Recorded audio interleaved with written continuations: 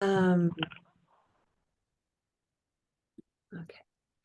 So just a little bit about myself. I'm a licensed psychotherapist in private practice, and I work predominantly with trauma, so specifically with emotional and somatic impact of gender-based violence and people's experience of climate distress. And to me, the destruction of the female body and the destruction of Mother Earth are very closely linked. So I feel very passionate to work with both of those. I'm also the co-founder of the Climate Psychology Institute, and I facilitate workshops for organizations like yours. And I run an 8-week resiliency training program called Thicket. Um, Someone I'm hearing, was it Joyce? There's a noise coming in. If I somebody, think it's Macy. Yeah, thank you, Macy. okay, okay. Yeah, and I run an 8-week online program, climate distress resiliency program for educators, for activists, for medical providers, mental health providers. And I personally have been thinking and reading and feeling and talking about climate change for a long time, but I didn't really specifically think about it through a psychological lens until probably COVID, when more and more of my psychotherapy clients started talking about climate anxiety. They talked about existential dread, of fear of bringing children into this world, and really feeling alone in their experience with their climate distress and not feeling understood by many of their friends. And so even though there's been a growing body of people and clients who want to talk about their climate feelings, psychology at that time was really, it's a very new field and was like in its early stages of providing really appropriate psychological frameworks, because we didn't want to tell people when they're anxious, well, were you anxious in your childhood, right? Like the typical therapy question, because we are actually facing a threat that is here, rather than going into the past. So how do we stay with the present moment with people who are experiencing it right now with reason? And so my colleague and I have been running these trauma and resiliency groups for communities on the front lines through the International Center for Mental Health and Human Rights. And then we decided to adapt those concerned with impacted by climate degradation. And so the work that we connect is very close to my heart, and it's because it's experiential. And I've worked as an experiential educator and facilitator for a long time, and it kind of made sense for me to connect the two. It's also very heart-centered and very real. And I'll talk more to you about it later. But before we move on, let's start with a short little grounding exercise. So if you have a moment wherever you sit, lean back and feel your feet on the ground, or feel your ankles on the ground if you're cross-legged. And just intentionally draw your breath into your belly. And some people like to put their hands on their belly if that feels good to you. And just really notice the ebb and flow of your breath. You can close your eyes or leave them open, kind of with a lower gaze. And then bring your breath all the way down into your belly, really expanding your belly as if you blow up a balloon. And then letting go. And on your exhale, making your exhale slightly longer than your inhale, you imagine you can send that breath all the way down through your legs and through your feet into the ground. You may even want to imagine that there are roots that are coming out of your feet. And while you're breathing down into the earth, those roots are widening and becoming longer and longer. And bringing you into this present moment.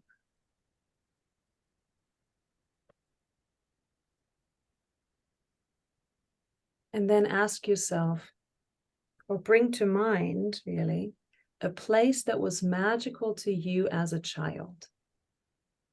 Think about a place that was magical to you as a child. And just go there for a moment. Notice the colors of the place, the sounds, the temperature on your skin.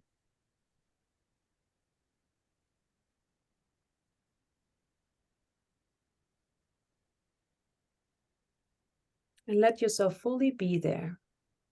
And see what sensations are maybe coming through your body when you imagine yourself being in that magical world.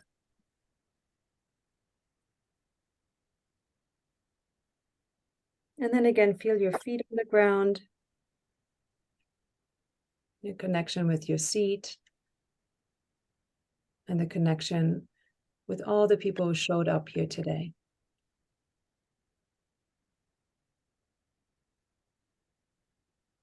And then you can slowly open your eyes and just write in the chat what came up for you. What place did you connect with?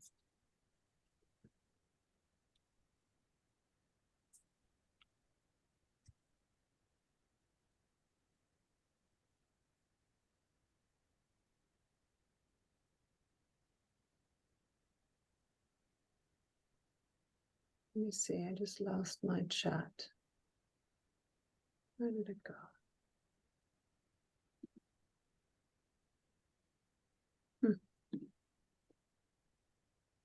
Christine, can you read some of the things?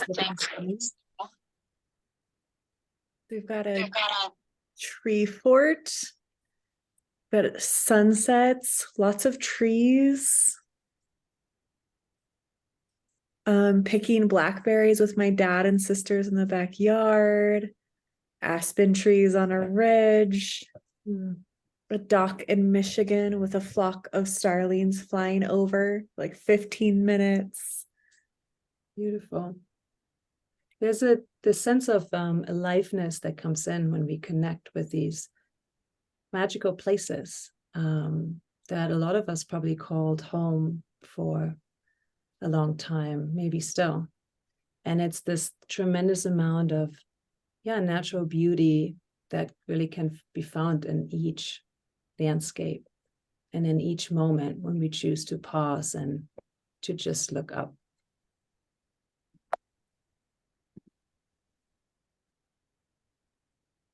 Because we are such a big group, we won't have time for introductions, but please all feel welcome. And you will have plenty of opportunity during our 4 sessions to connect with each other in small groups. And we'll have some big group discussions as well. Just know that this first session, I'll do more teaching than I will do in the last 3, just to set the tone for our time together.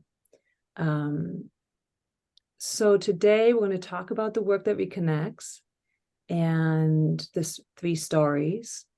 And then we're going to go through our 4 sessions, like through the spiral. And so you just have an overview of what we're going to be doing together. And we'll talk about some group agreements and then focus on the gratitude, coming from gratitude, which is the first stage of the spiral.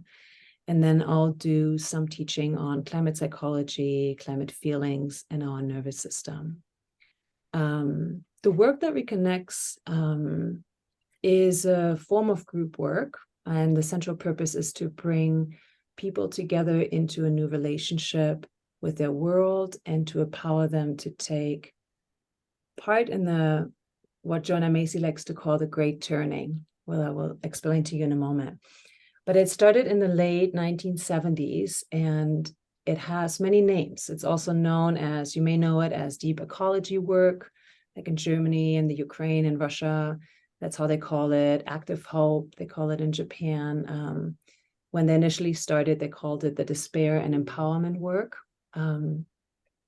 Actually, out of curiosity, who is familiar with the work that reconnects? Could you kind of just put your thumbs up? And then Christine, maybe you can count how many there are. The work that reconnects is based on the belief that we can choose life, even as we are facing global climate disruption, as we're facing fracking, mountaintop removal, mining, tar sands extraction, deep sea drilling, all of that. We can still act for the sake of a livable future, which I think is why all of you are doing this work. And we can still choose life. And that means that to choose life and to build a life-sustaining society, ones that satisfies its needs without jeopardizing, the prospects of future generations. And the work that reconnects is really based on that belief that if there is to be a livable world for those who come after us, it will be because we have managed to make a transition from the industrial growth society to a life-sustaining society. And when people look back at this historical moment, they will see more clearly that we can now, that we really can now, how revolutionary our actions were. And maybe perhaps they call it the time of the great turning. So the work that reconnects talks about 3 stories, really 3 versions of reality and the lens through which we see and understand what's happening now in our industrialized world. And often our story is largely unconscious and unquestioned. And sometimes we assume it to be the only reality. But again, we can also choose the one we want to get behind. And the first one, and we're all very, very familiar with this one, is the business as usual, right? It's the story of the industrial growth society. And we hear it from politicians, from business schools, from corporations, corporate-controlled media. Is the assumption that there is little need to change the way we live. And the central plot is that we just want to get ahead. And economic recessions and extreme weather conditions are just temporary difficulties from which we will surely recover and even profit. And then the second story is the story of the great unraveling. And it's the knowing that some forms of collapse are unavoidable. And as activists, as you all are, we also have a tendency to live this story a lot. And it is the story we tend to hear from environmental scientists, independent journalists, activists. It's the story that draws attention to the disasters that business as usual has caused and continues to create. And it's an account backed by evidence of, ongoing derangement, collapse of biological, ecological, economic, and social systems. You're all very familiar with that story too. And then the third one is the Great Turning. And the Great Turning, it's the story that we hear from those who see the great unraveling, but who don't want to have it the last word. It's the story of the emerge of new and creative human responses that enable transition from the industrial growth society to a life-sustaining society. And the central plot of the Great Turning is about joining together to act for the sake of life on Earth. And the way how we do that is to move through the spiral basically over and over and over, and to get to the Great Turning, which entails a process of really of coming from gratitude, of honoring the pain for our world, and then come back out, see with new eyes and with ancient eyes to honor our ancestors, and to going forth into action. And it's kind of that spiral that is very common to psychological growth and spiritual transformation. And the coming from gratitude, it starts with that because gratitude quiets the mind and it brings us back into the source, right? It helps with empathy and confidence. And when we express our love of life on Earth in really brief and concrete terms, it helps us to be more fully present with the pain also that we carry for our world. And then the second one is honoring our pain for the world, which is our session 2, which if we're daring to experience it, in honoring our pain and our feelings, we also learn the true meaning of compassion, because it's the idea of suffering with. And we begin to know the immensity of our heart and our mind, and also the isolation that we feel in our private pain. And our private pain starts to begin to open outwards and collect us more with really our collective existence. And then from there, we start to see with new eyes and with ancient eyes. And it's a turning point in the work, where we know more genuinely our relatedness to all of that. And we connect with our own ability to change and to move towards all of our living connections that we have, past and future generations, and as well as all the living species. And then from there we go forth and we put that into actions that call each of us. And if we don't succeed, in a given venture, we just can be grateful for the chance we took and the lessons we learned. And then the spiral begins again. And in the face of devastation and destruction and chaos, gratitude will hold us steady, especially when we're scared or tired. So now we're going to move into an activity together.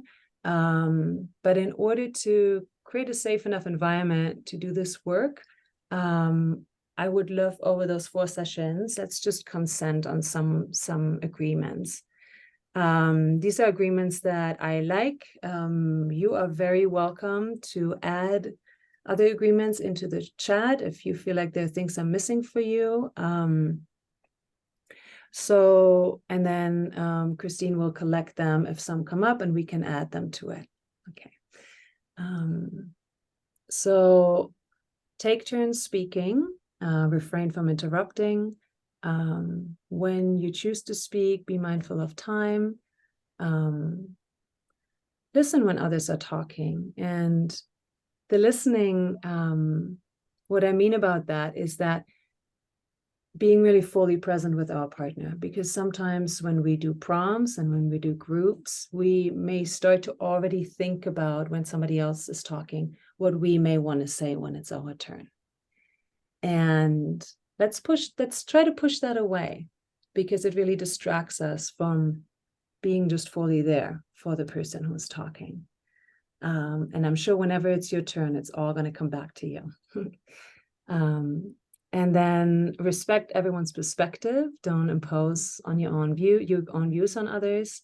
Allow space for silence. We're going to have some activities where silence is actually going to be important and encouraged.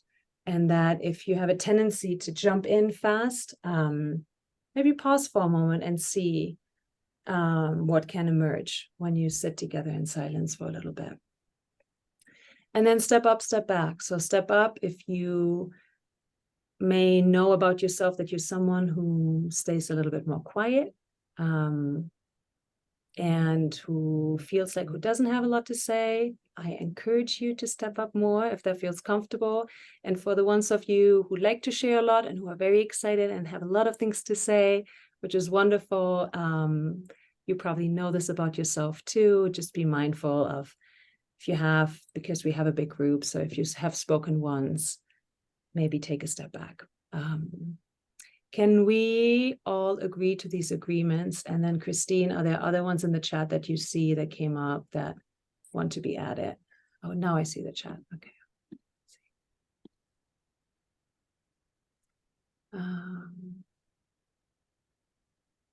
Okay. No other entries so far. Okay, so if you just want to put your thumbs up, or maybe you already did. Okay. I saw a hand and then I lost a hand.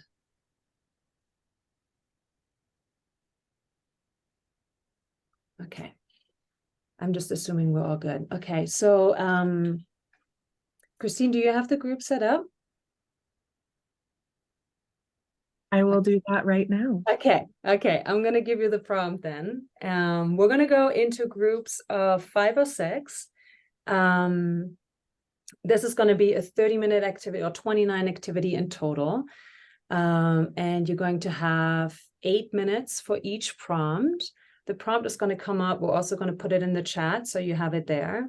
But after 8 minutes, you'll see a little note on the top that says, that introduces the next prompt.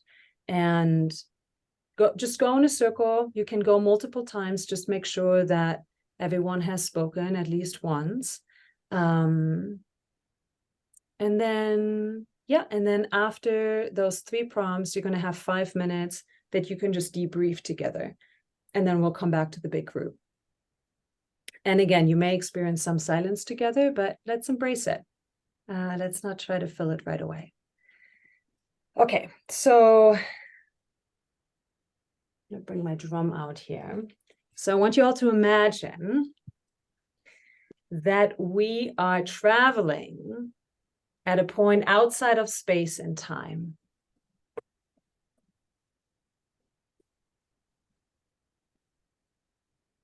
Somewhere far away from this earth, into the future. And now you're looking back at the earth. And let's remember together. And the first prompt you're going to start with is, what did you love about living on earth? And Christine, if you want to send people into their groups. And we'll see you back in about 30 minutes.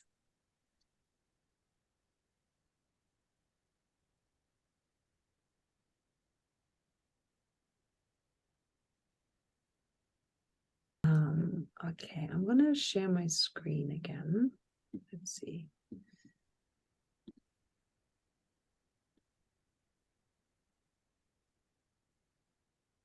Okay. So these are all come from Joanna Macy, who says that gratitude is basically inner roots of resilience. And she says that we really have received this immeasurable gift, right, to be alive in this beautiful, self-organizing universe. And that to participate in this dance of life, with all the senses to perceive it and the lungs to breathe it, it is really a wonder beyond words. And what an extraordinary privilege to be accorded a human life. And the consciousness that we have that brings awareness of our own actions and the ability to make choices. And so she says, like the first one, gratitude for the gift of life, which really is like a originating impulse of all religious and spiritual traditions, right? It's like we so easily take this gift of life for granted. And maybe that's why so many spiritual paths begin with Thanksgiving, to remind us that for all of our worries, our existence itself is like an unearned gift, and it's an offering. And as I mentioned before, gratitude helps to steady and ground us. And so in times of danger, in times of turmoil, it helps us to ground, and it brings us into the presence. And Joanna Macy says, our full presence is perhaps the best offering we can make to our world, which it's such a beautiful thing to remember, right? That sometimes in all the doing that we do, and I know that's important too, to just be here and be present, it's very important. Yes.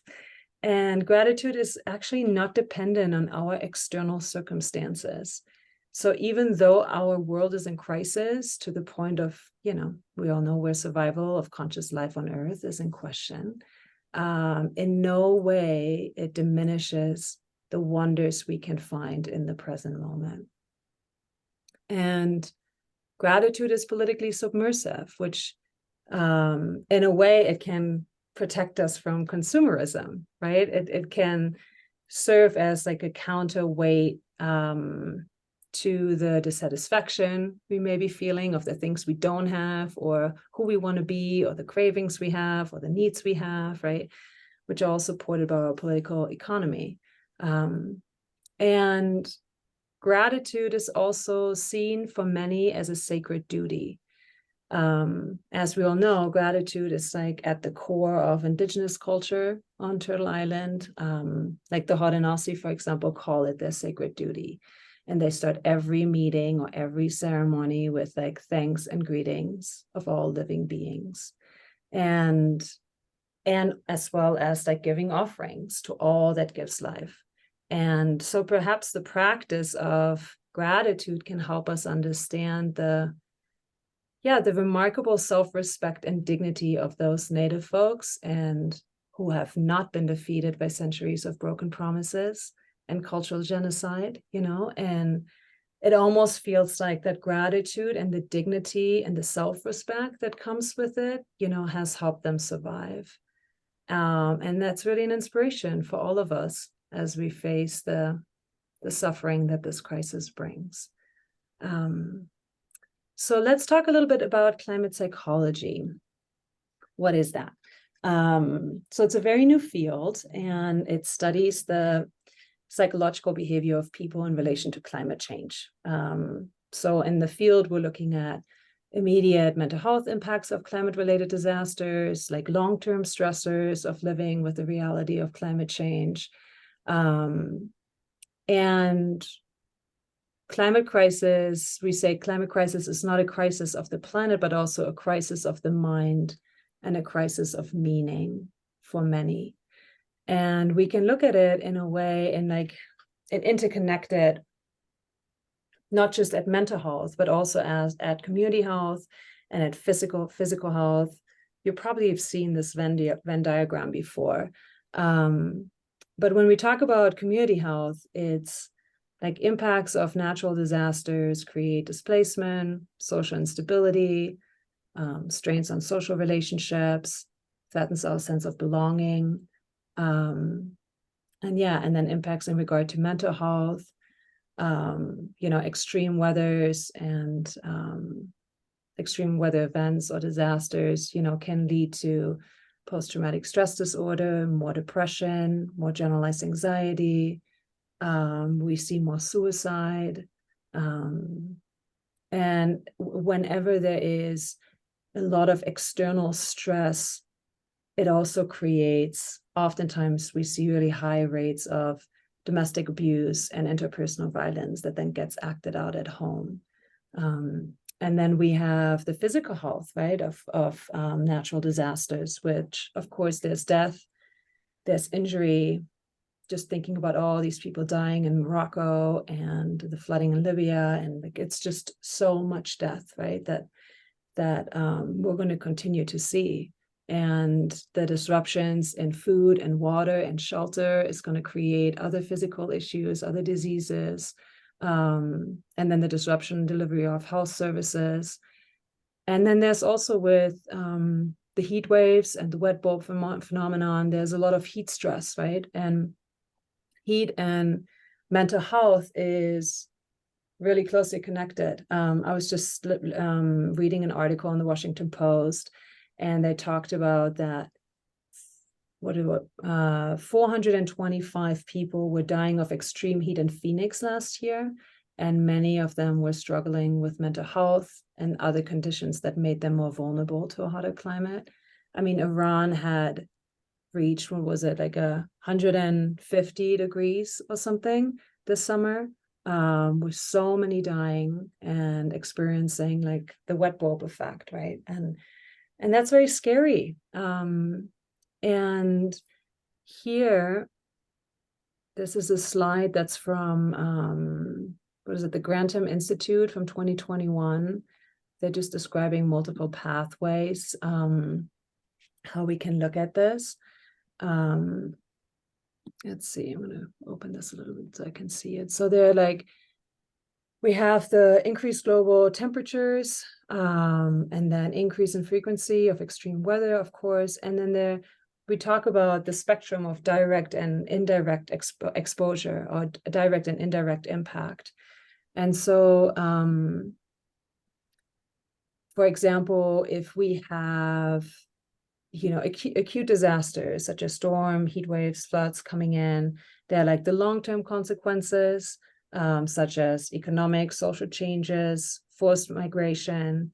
And then there are the indirect experiences of climate change. So bearing witness to changes in landscapes, to the loss of ecosystems, playing, almost like watching disasters play out on the news, learning about the effects of climate change through media. Those are indirect experiences, but they still impact us, even though a lot of us may not be right away aware of it, or we're easy to kind of push it away. And we're going to talk about different coping mechanisms that we see. But all of them, and especially the indirect experiences, like lead to climate grief, to eco-anxiety, to something we call solastalgia, which is kind of the pain or the distress that is caused by when we lose our comforting place. So if, let's say, there's a dam that's being built or a fire that's coming through, like it's the sense of desolation that people feel when their home or land is being lost. And as I said earlier, the changes of our climate are, causing a crisis of meaning for many. And as we see the Earth system being disrupted, we're also forced to confront our mortality and the limits of our control. And yeah, these feelings, this all can really lead to feelings of anxiety, depression, despair. And so climate psychology really looks at how environmental degradation can lead to other psychological problems. Here's an example, 2018, after Hurricane Maria, and there are several other studies that came out, but I just wanted to show you one that they've seen after the hurricane hit, that they had more than a fifth needed mental health services, 13% increase use of medication for emotional problems, suicide increased by 18%, and the rate of PTSD doubled. And of course, I mean, for me, it's like simultaneously obvious, right? And shocking at the same time. And sure, getting exact data for mental health impacts is very complicated because they're a much larger category of people experiencing indirect impact too. But yeah, it impacts us, right? And it impacts me, right? I assume it impacts all of you. And you are so close to it. You work in it, right? You're so closely connected to it. So how do you take in that information all the time, right? How do you, I don't know, what happens to you? What sensations do you go through your body when you watch a documentary, for example, about climate change, or when you read the new research coming out, or when you read the new report coming out? Do you have images that go through your mind? Do you get afraid? And what are you experiencing right now in this moment when we're talking about it? So let's move into an activity, and I want you to pull out a piece of paper and a pen and write in the middle, climate change. And then you can draw a circle around it if you want. And that's the subject of our mind map. And then I would like for you to use words, images, symbols, anything to describe your feelings about climate change. Whatever comes up for you in the moment. And it can be sensations too. You can write in lowercase if it's smaller, uppercase if it's bigger. You can use different colors if you have them, using lines, dashes, arrows. Yeah, it's almost a brainstorm of your heart. Just whatever comes up for you.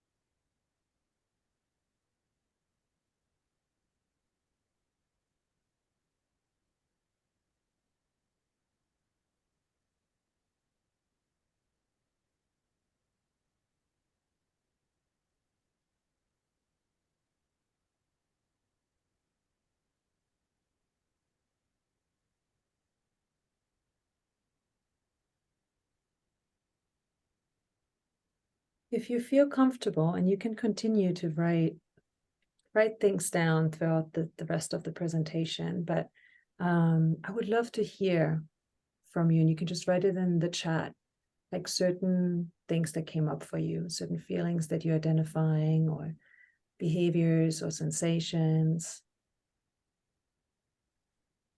grief, exhaustion.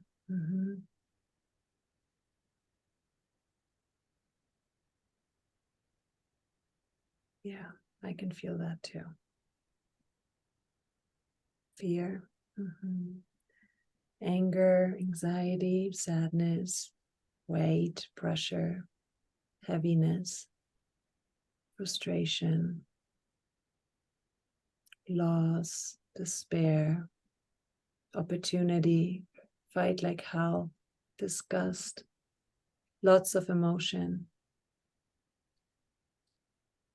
Yeah. Hopeless, anger over ignorance. The great overwhelm. Yeah. So many, right? So many feelings that come up. And as you see here in this chat, climate feelings are not just anxiety or sadness, right? There are a complex set of so many challenging feelings that are more often hope, right? There's hope, what can be done. Thank you, Sarah. Yeah, they're just a complex set of challenging feelings, and oftentimes they come together. It's like a mix of despair, horror, rage, fear, hope, and grief and love come together often, right? Hope and anger, sadness and fear, they're all there. They're all interconnected. And sometimes with whatever our pre-existing traumas are, especially in regards to like fear and anxiety, and those stresses can be magnified in that moment.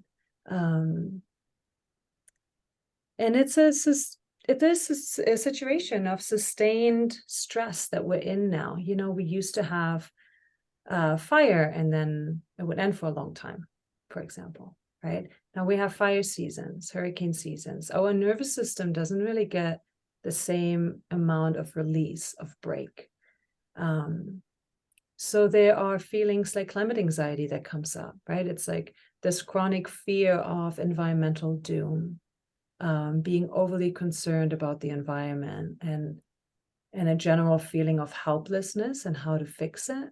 And then, yeah, there's like eco grief, you know, it's like the felt sense like that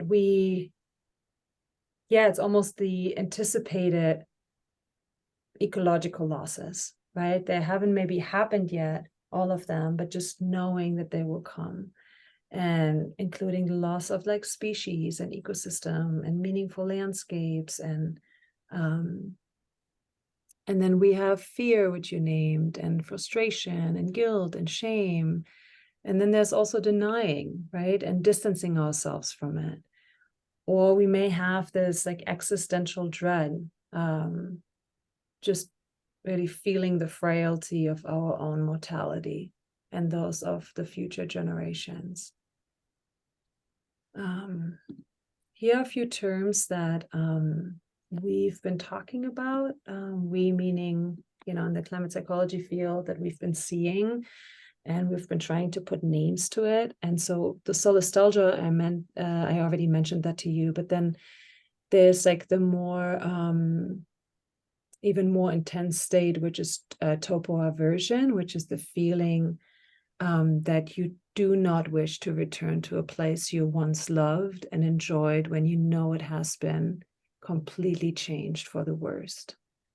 Like there's that feeling of resistance that comes in. And this idea of climate hostage, which I assume maybe all of you may have experienced in some level, it's like describes people who feel the urgency of the climate crisis, but they must cope with the denial of the phenomenon among segments of the population, right? So where you go into a room and it's this experience of, why is nobody talking about this, right? Like, why am I feeling it? And I feel like nobody else is feeling it. And then we feel really alone in those moments. And I assume that with your team and you all working together and working with other climate activists, like it's a wonderful way to feel less alone in that experience. But it can still happen a lot, because we're not always surrounded by the people who think like us or feel like us. And then there's the pre-traumatic stress disorder, which is basically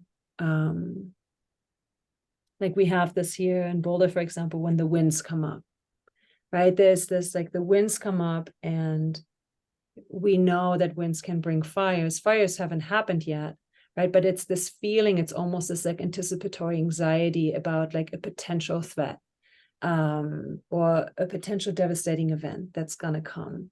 And it almost feels like PTSD, right? It almost feels like where we get vigilant and we get anxious and maybe we don't want to be around people anymore. And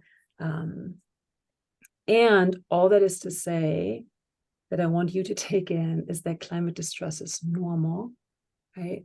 It's a rational response to a very real existential threat. And Joanna Macy says, if parts of our world that we loved were dying, we would expect to grieve. These feelings are normal, healthy responses, and they help us notice what's going on. They're also what rouses our response. And so the question is, how do we build emotional resilience, right? Like, how do we stay with all that, being connected to all the suffering that we're seeing and want to continue to do the work? And in order to answer that question, let's start with the brain. We need to understand a little bit how the brain works. And probably a lot of you know this, but I love Daniel Siegel's hand model. I use it with my child a lot too. He flips his lid. So basically this is our hand. You can all do it together. We can all do it together. But the palm and the thumb represents the brainstem and our limbic area, and it's the oldest and deepest part of our brain.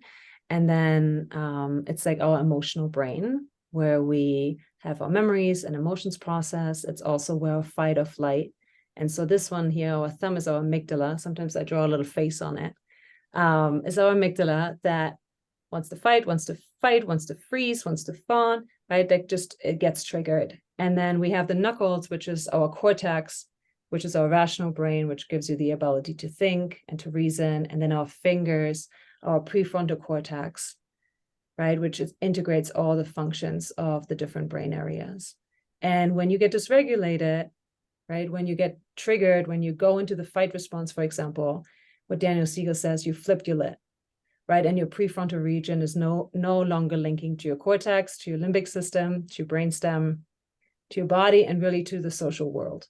The first thing that goes offline is our ability to socially connect when we trigger, right? Which is the whole problem.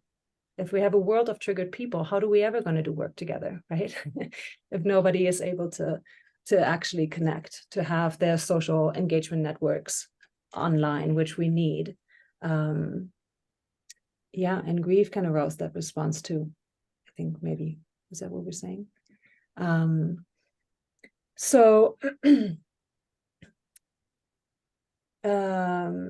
And what Daniel Siegel says is that one of the ways that we can regulate ourselves again is, he says, name it to tame it. So the activity that we just did, where we just name what's happening for us, or if we have a friend where we just name to them what's happening for us, and there's some sort of validation that we're feeling. Like, for example, in this chat, right? You go through and it's like, oh, I'm feeling, oh, this person is feeling it too. Oh, this person is feeling it too. I don't feel that alone in it anymore. And I have a way also to express how I feel.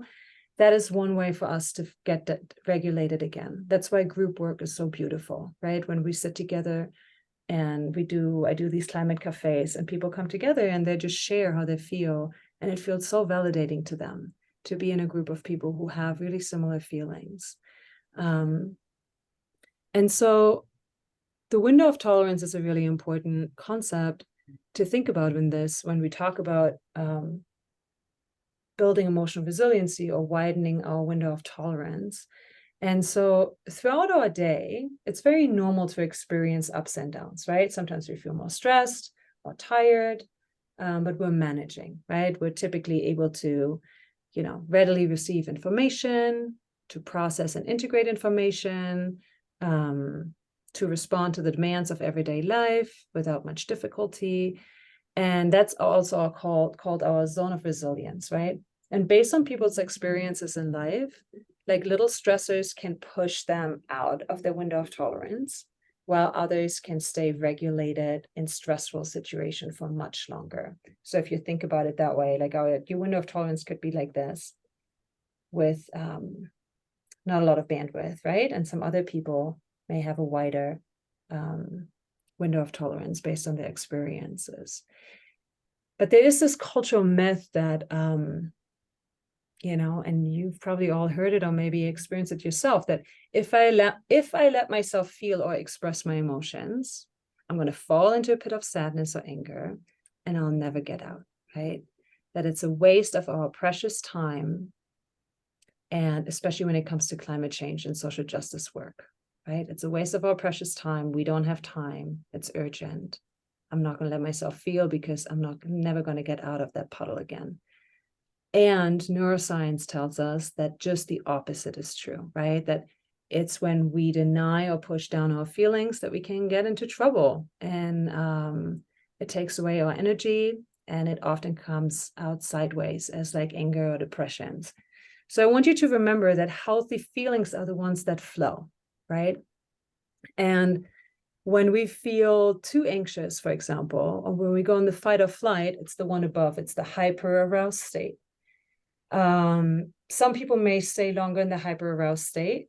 They either regulate themselves back down into our window of tolerance, or if they stay in there for too long, eventually they're going to collapse and they're going to go into something we call hypoarousal, which is a very numb state.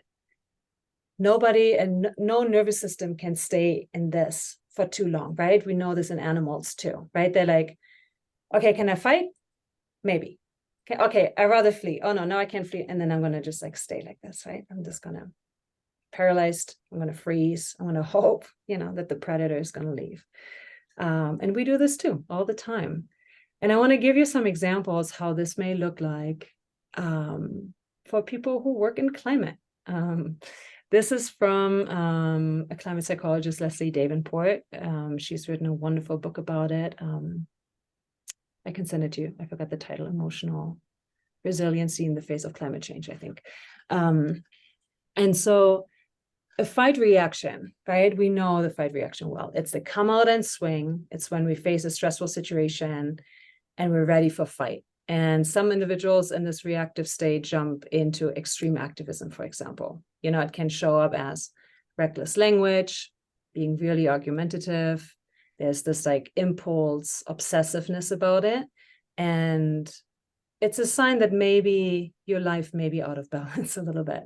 You may be spending hours blasting social media posts, blogging, news binging, right? It's like a lot of taking in, being out there and needing to do the work. And it can, for some, it can even escalate into more violent action.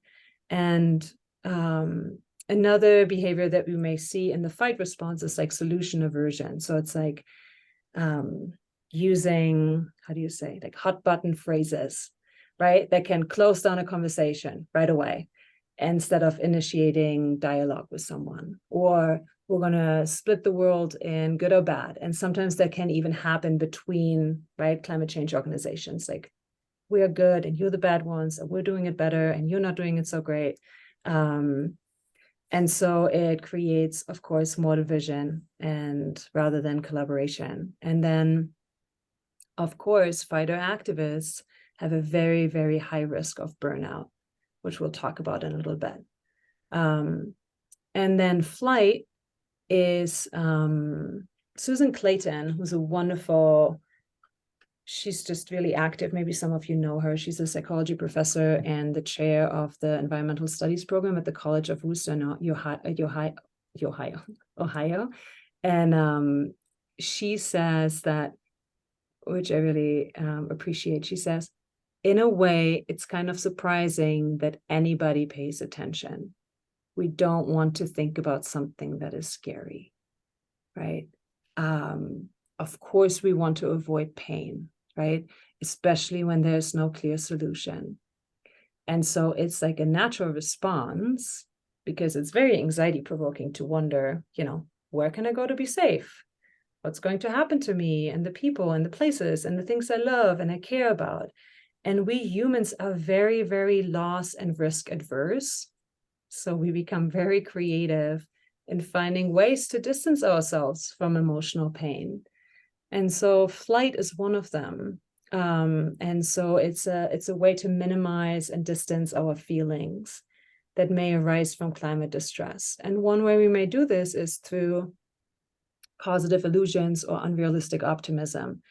So it's like the belief that events are more controllable than the facts dictate, or when we tend to believe that our own future will be brighter than other people's, or we are creating, we're kind of creating a psychological buffer that keeps us in an unrealistic comfort zone in a way. And then another one is to attempt to cope,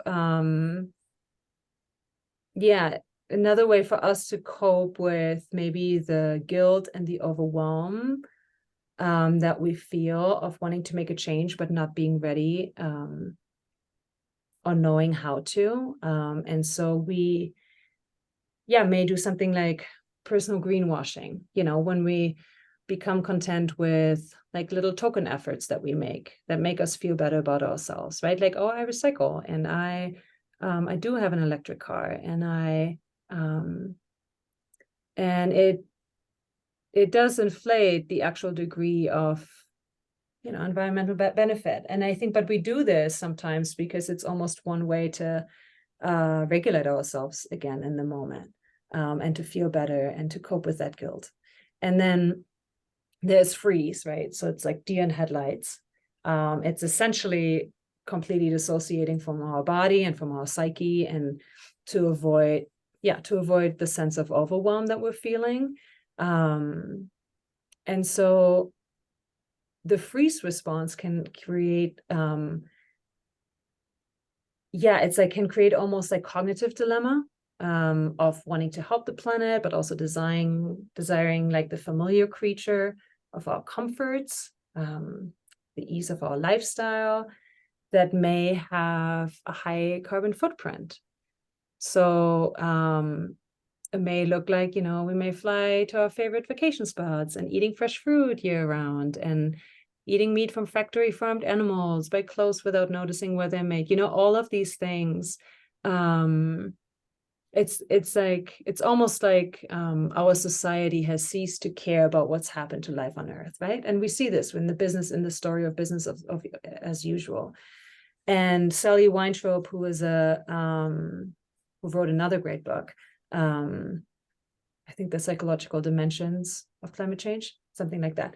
But she talks about, and Bill McKibben talked about this a lot. I think he got interviewed by her, or he interviewed her. Anyways, I'll share it with you. But she talks about the state of care and the state of uncare, and how we go back and forth depending on how activated and dysregulated we are. And we're not just doing this individually, right? We do this as a whole society, where we go to sleep. And when we go to sleep, we're going to go in a state of uncare. And all of a sudden, it doesn't even matter, whether I just threw the little plastic bottle into a recycling bin or into the trash. And then prolonged cognitive and emotional freezing then can become procrastinations. And then we can find ourselves caught in this vortex of questions that never gets answered. What's my role? Is there anything I can do? Will I make a difference? Is there enough time? And then those questions, even though they're a normal part of emotional processing, but they can also almost like stall our momentum if they never get worked through. Right. And I don't know if you experience that, but you've probably experienced a lot of people that you try to convince, or the people around you, that it's like, oh, what can I do? Or can you tell me what to do? But nothing ever happens. It's this like internal dilemma that never gets worked through. And then there's the fawn response. And fawn response in the trauma field is like when an individual tries to avoid or minimize the distress or the climate crisis by pleasing and appeasing others. So it may look like you starting to avoid difficult climate conversations, or you may respond to a person in a way, like in a pleasing way, right? And oftentimes that you may lack boundaries then in your own advocacy work when we lean in too much. I wanted to give you one example, which is kind of an interplay of an activist and fight response with the greater population.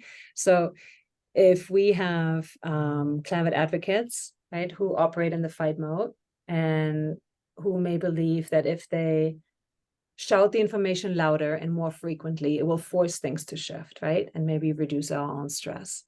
But what we do see, and you probably see this a lot in your audience too, is that it can more easily, rather than understanding and changing actions, and there's so many studies on that, but it leads to environmental numbness, right? If you share a great deal of information about the environmental dangers of climate chaos to people especially who have not had a direct experience of personal difficulty related to it, they tend to just tune out after a while, which is also called apocalypse fatigue, right? Or apathy, which comes actually from, I don't know if I pronounce this right, apatheia. It's a Greek word, which literally means non-suffering. So it's like the inability of refusal to experience pain. And if I think about this from a broader societal perspective, it really describes a chronic soul loss, right? Like, what is the pain that we feel and try to desperately not to feel, right? Like, how do we sit with the unprecedented hugeness of it all? Which maybe speaks less to the, personal self than really just the apprehension of collective suffering, of the species to legacy of our ancestors, all the coming generations. So let's talk about burnout for a second before we have a little bit of time. It's very common, right, for activists like you all to, at some point in your career, to experience burnout. Because unfortunately, those of us who feel the most passionate about social change are also the most likely to fail to be considerate of themselves. And deciding whether the cause will fall apart if we take a nap is highly personal. Often we assume that the cause we're fighting for can be only achieved if we sacrifice ourselves. And there sometimes might even be a trend towards the person who does the most, right? And the urgency of the crisis kind of just takes over. And what we need to be careful with is that the doing doesn't cover up other emotions that may be present, but are not acknowledged. That we go into the doing too much. And sure, it's easy to read through like a to-do list of resourcing, right? Like, oh, this is what I should be doing to feel better, but it's an entirely different challenge to implement them for ourselves. And so burnout may look like, feelings of energy depletion or exhaustion, right? Increased mental health distance from one's job. So feeling like you actually can't engage anymore. Feeling very negative, cynicism related to one's job, and then, reduced efficacy. And there's this radical term, which I love, from Carolyn Hickman, who's from the UK, does a lot of work in climate psychology, and especially with youth. And she talks about the importance of internal activism. So taking care of ourselves because we are in for it for the long haul. We're done. Sorry. Yeah, we're done at 8:30, Sharon. It's a 2-hour class. Yes. So, and the idea is that we're balancing. How can we balance external and internal activism? Right? You all spend, I assume, a lot of time in external activism, right? Out there in the world and trying to get people to hear you and to change. But what does it mean actually to integrate more of an internal activism for yourself? And so the way how we do it is through toggling and titrating, right? Going in and going out of it. Like, we may go into the woods and we let ourselves fall apart, and we feel our feelings, and then we put ourselves back together and we come out of the woods and we're going to do the work. And then we're going to go back in the woods and we're going to fall apart, and then we put ourselves back together and come back out and do the work. That's toggling and that's titrating, right? And we can do this through a lot of different things. Let's see. One thing I wanted to mention is that when we focus too much, as I said earlier, on external activism, right, it leads to burnout. If we focus too much on internal activism, it can really remove us from the world, and when we're just inwardly focused. So the question is really personal for you, of just what does a sustainable build balance look like for you, and what are the things that may help you to create that. So here are some examples, some of the things that we've been talking about and have been doing. So being in the present moment, doing some grounding, doing dancing, if you like, whatever is where you feel like you're in your body, where you're actually present with your body in that moment. Breath can do that. Some people don't like to breathe intentionally or sit and meditate, right? Other people, like some people need to move. If that's you, it's just a coming back to yourself. Yeah. Some people, Leslie Davenport actually talked about assigning yourself a worry hour. So every day at 4 p.m. or 5 p.m., I'm going to stop work for a moment. I'm going to sit down and I'm going to let myself worry and feel about everything in the moment. And whatever that looks like, and you may want to be outside and sit next to a tree, or and then at, I don't know, 5:30, you're going to stop. And you're going to continue the work or be with your family or whatever you do. But for some people, that can be really helpful to actually just put it into your schedule. Reframing is another one. So, and I love that. Like, what if we were to think about eco anxiety as eco compassion, right? We feel eco anxiety because we care about the planet and people and other species. And we experience grief because we're paying attention to what's going on, right? So reframing almost shifts the emphasis from like a pathologizing mental framework, right, to one that focuses more on the positive traits, on connection, on caring, on empathy. And then being in community, right? The power of witness, you're not feeling alone. We see our shared community, shared humanity, right? When we're in a group together and share. And we also prevent that phenomenon of climate hostage. And so finding climate buddies, I like that term. If you have a climate buddy who you want to meet with once a month or go on walks with, and where you actually intentionally just talk about how you feel about it. And someone who you know will get you. Okay, and then the gratitude piece, right? Seeing beauty and coming from gratitude. We talked a lot today about this. It really helps us to steady, to ground us, brings us into the presence.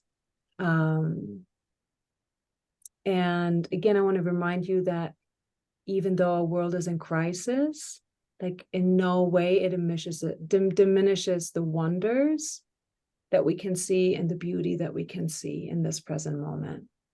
And so maybe you even want to include these practices in your team meetings, right? And just start like that, where everybody kind of just shares something before you start talking. So emotional resiliency is really cultivating the ability to remain present, open-minded, and compassionate in the face of increasing stress. It's the ability to bear witness to and be with more. Thank you very much. This was the end of the presentation. I do have some guiding questions for you that I would like for you to look at this week. You don't need to answer them necessarily, but I just want you to take them in. To really take as an opportunity to get to know yourself a little bit more with this particular topic, as we're going to move into honoring the pain in the next session. And you'll have this, we'll send out the PowerPoint after this, so you don't need to write this down. You'll have all those questions and you can refer back to them. But we do have another 10 minutes or 19, and then I'll do a little dedication at the end for questions. So tell me, what came up for you? What do you want to share? Any comments, questions, things you don't agree with? Everything is welcome. Would it be helpful to stop the recording here too? To give Sure. folks Yeah, that? that sounds good. Thanks so much.